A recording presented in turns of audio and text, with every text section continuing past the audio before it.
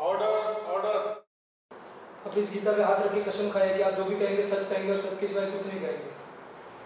मैं गीता पे हाथ रख के कहता हूँ कि मैं जो कहूँगा सच कहूँगा और सच के सिवा और कुछ नहीं कहूँगा। डॉक्टर साहब, एडमिट होने से पहले आपकी और पेशेंट की जो बातें हुई थी वो आप कोर्ट को बताइए। माय लॉर्ड, उस दिन हुआ यूँ कि मैं एज यूजुअल अपने क्लिनिक में बैठा था जब मिस्टर और मिसेस वर्मा मेरे क्लिनिक में आए।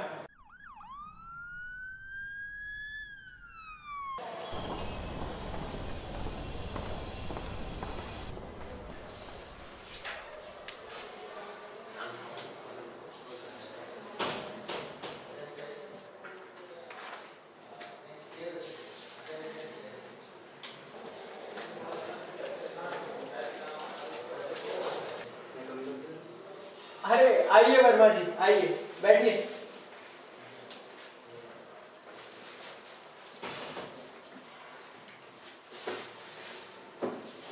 डॉक्टर वो रिपोर्ट्स आ रही हैं।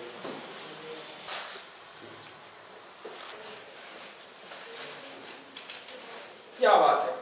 अरे आपके रिपोर्ट्स के हिसाब से तो आपको कोई भी तकलीफ नहीं है, एचबी की कोई तकलीफ नहीं है, बीपी भी वो नॉर्मल है, डायबिटीज की कोई तकलीफ नहीं है और बच्चे की पोजीशन भी काफी नॉर्मल है और आपकी ईडीडी के हिसाब से आपकी 3 दिन बाद की डेट है, तो 1 दिन पहले एडमिट हो जाइए। और मिसेस वर्मा, अगर आपको कोई तकलीफ हो, पेन्स हो, तो इमीडिएटली एडमिट होइए। डॉक्टर साहब, मेरे और मेरी बीवी की ये राय है कि हम नॉर्मल डिलीवरी का जो ऑपरेशन कराना चाहते हैं, क्योंकि हम हमारा बच्चा कल ही चाहते हैं। गुरुजी के हिसाब से कल के सूर्योदय का मुहूर्त अति शुभ है। पर क्यों? सब कुछ तो नॉर्मल है, फिर भी आप क्यों चाहते हैं? डॉक्टर, मेरी मानसिक स्थिति नहीं है नॉर्मल डिलीवरी करवाने की। मैं इतना दर्द नहीं सह पाऊंगी और हमारे गुरुजी ने भी कहा है कि कल का मुहूर्त सबसे शुभ है। देखिए मिसेस वर्मा, ऐसा नहीं कि नॉर्मल डिलीवरी में कॉम्प्लिकेशंस नहीं होती, पर सिजेरियन में भी कॉम्प्लिकेशंस हो सकती है, क्योंकि सिजेरियन में एनेस्थीसिया देना पड़ता है, तो उससे जुड़ी कॉम्प्लिकेशंस हो सकती है। जैसे एनेस्थीसिया के कारण आपको शॉक हो सकता है, थ्रोम्बोएम्बोलिज्म हो सकता है, एमनियोटिक फ्लूइड एम्बोलिज्म हो सकता है, अटोनिक पीपीएच भी हो सकता है, और अगर वो अटोनिक पीपीएच कंट्रोल ना हो तो आप डीआईसी में लैंड हो सकती हो और उसके कारण आपकी मौत भी हो सकती है। और फिर बाद में ऑपरेशन के बाद अगर आपने जख्म का ध्यान न रखा तो आपको सेप्सिस भी हो सकता है। तो इतनी सारी कॉम्प्लिकेशंस के बावजूद क्या आप फिर भी ऑपरेशन कराना चाहती है? हाँ डॉक्टर, हमें सिजेरियन ही करवाना है। ठीक है नर्स, इनसे एलएसएस का फॉर्म, कंसेंट फॉर्म भरा लीजिए और इन्हें एडमिट कीजिए। चलो ठीक है। ये लीजिए फॉर्म, इसे पढ़ लीजिए और यहाँ आखिर में साइन कर दीजिए।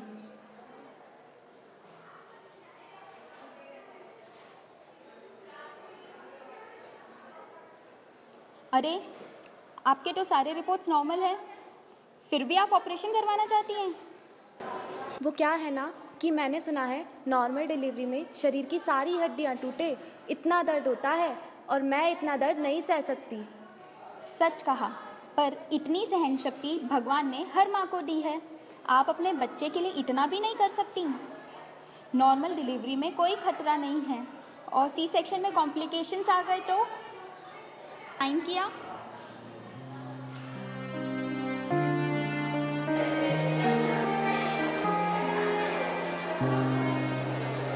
सी सेक्शंस में कॉम्प्लिकेशंस आ गए तो आप अपने बच्चे के लिए इतना कर नहीं सकती? सी सेक्शंस में कॉम्प्लिकेशंस आ गए तो आप अपने बच्चे के लिए इतना नहीं कर सकती?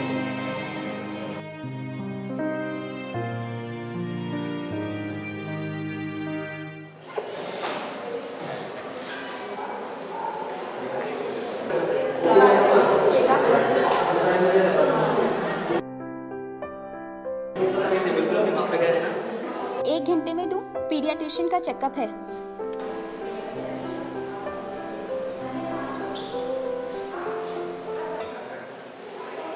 डॉक्टर देखिए, जैसे मैंने कहा था ना कि ऑपरेशन नहीं कराना चाहिए था, मैं बहुत खुश हूँ डॉक्टर। कुछ बातें ऐसी होती है, हम भी कुछ नहीं कर सकते।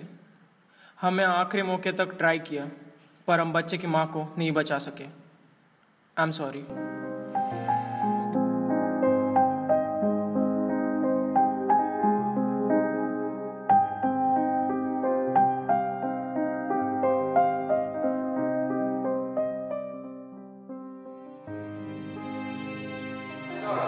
प्रसूति के नियमों अनुसार हर औरत को अपने शरीर पर पूरा हक होता है और इस हक के कारण वो किसी भी प्रक्रिया के लिए हाँ या ना कर सकती है। कानूनी तौर पर डॉक्टर का फर्ज है कि वो किसी भी प्रक्रिया से संबंधित हर समस्या के बारे में पेशेंट को आगाह करे, साथ ही उसकी लिखित रूप में अनुमति दे। मेरे क्लाइंट डॉक्टर चोपड़ा ने ये सारी फॉर्मेलिटीज पूरी की है। सबूत के तौर पर कोर्ट में ओरिजिनल कंसेंट फॉर्म पेश किया गया है और पीएम रिपोर्ट्स के अनुसार मिसेस वर्मा का देहांत सिजेरियन सेक्शन में आई ब्लीडिंग कॉम्प्लिकेशंस के कारण ही हुआ। हम लोग समाज में जब कोई समस्या होती है तो विशेषज्ञ के पास जाते हैं। रोग के केस में भी हम लोग डॉक्टर्स के पास जाते हैं और डॉक्टर्स जो जिंदगी भर यानी कहीं लंबे काल तक अध्ययन और अनुभव के द्वारा जो महारत प्राप्त करते हैं उसके आधार पर मरीजों का ट्रीटमेंट करते हैं, मरीजों का इलाज करते हैं। अपनी सेवा शुश्रूषा में वो कोई कसर नहीं छोड़ते। ऐसे केस में जब कभी किसी मरीज के साथ में कुछ दुर्घटना या कुछ गलत आउटकम होता है तो ऐसे में आपको दोषी ठहराना कहाँ तक उचित है। कहा जाता है कि जिंदगी और मौत ऊपर वाले के हाथ में है। अगर जिंदगी और मौत ऊपर वाले के हाथ में है तो यहाँ हमें सोचना पड़ेगा कि डॉक्टर को